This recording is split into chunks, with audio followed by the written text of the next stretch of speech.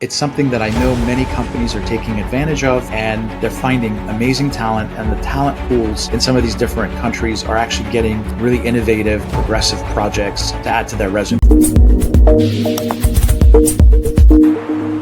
Hey there guys, Rasul here with Data Talent Advisors with another video for you. It's actually part 2 of the Tech Cities video that I promised you that covers the globe. So today I'd like to start off with that topic and tell you a little bit about some places offshore that you can find great talent. Sometimes it's maybe a little bit of a savings, sometimes it's a lot of a savings, but these tech cities that I'm gonna go over are growing. As a disclaimer, please do check with a local labor specialist, a lawyer, HR consultant, if you're going to be establishing an entity in some of these countries or cities. Some companies in the US decide to use people as contractors for some of their different projects. Keep in mind that I'm not an expert on labor in these particular cities as far as how the legality of it works, but it's something that I know many companies are taking advantage of, and they're finding amazing talent, and the talent pools in some of these different countries are actually getting really innovative, progressive projects to add to their resume. So it's kind of a win-win for both parties.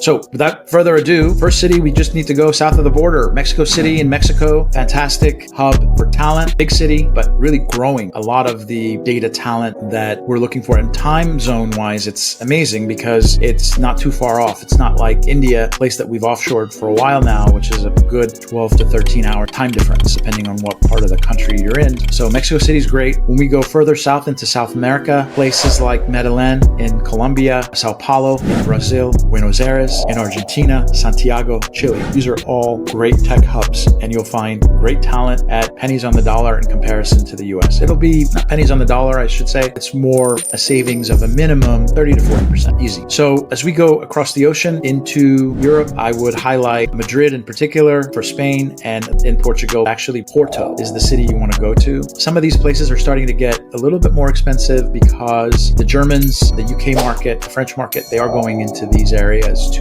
hire talent, but still very good pricing on individual to work for you from those places. Let's not also forget about Reading, London, which is right outside of London. It's a good place for tech talent. Also Dublin, Ireland, is quite good. Paris, I'll touch on. I mean, it's an expensive city like New York and places, so you're not going to find a huge discount, but it will be a little bit less. You can actually find people for about 20% less than New York in the Paris market, okay? But tech talent is fantastic. They have an amazing university system that kind of supports that. Zurich, Switzerland, kind of an outlier in some ways. It's not some major city, but it's a major tech hub, and it's no secret to people like Disney that's parked right outside of ETH, which is on par with a Stanford or a Harvard out of Europe, and fantastic talent coming out of there. And, you know, they're getting gobbled up, especially machine learning specialists and folks that are doing some pretty advanced things. In terms of other areas in Europe, Poland, Warsaw in particular, you can also go to places like Katowice or even Krakow. It looks like Krakow, but it's actually Krakow the way that it's pronounced. Again, those are kind of tinier cities. Warsaw is going to have a much richer talent pool and significant savings still. Prague, Czech Republic,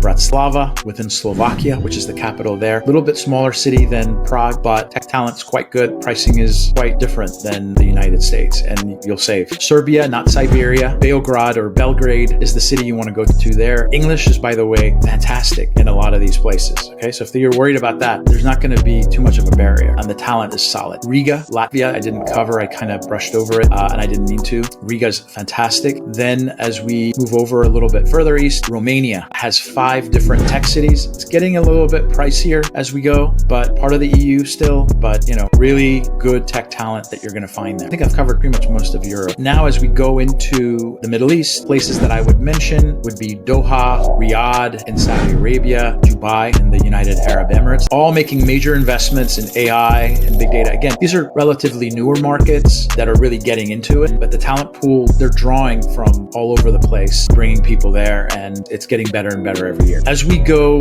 further east, of course, I want to touch on India real quick. The main cities are Mumbai, Bangalore, Pune, Chennai. New Delhi actually has a place called Noida right outside of New Delhi that's pretty good, and I'm going to kill myself because I forgot the one other tech city, but please put that in the comments below. India is a place place where we've known to offshore for the longest time, probably one of the first countries that we offshored to. Then there's other places like Singapore that we can't forget about. Very good talent pool. Singapore is a city as expensive as New York, but price point wise for data scientists, data engineers, they're going to be a good 20 to 30% less. And that's from my own experience in recruiting out there. Tokyo, quite good.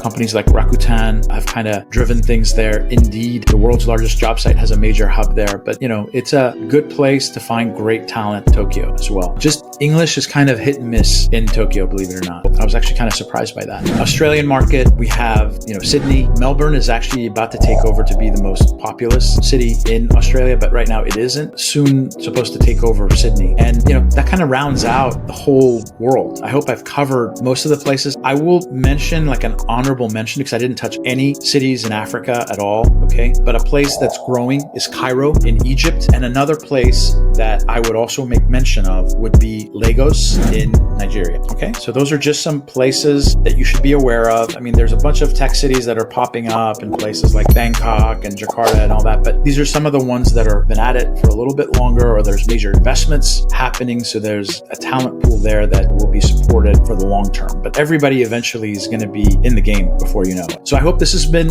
helpful. Make sure you hit the notifications button. You share our video with your colleagues. You like it. Feel free to comment. Maybe if I missed your city, please let us know. And as always, if you have any questions or anything, you can find us at www.datatalentadvisors.com. And for this week's episode, I'm over and out of here. Thank you.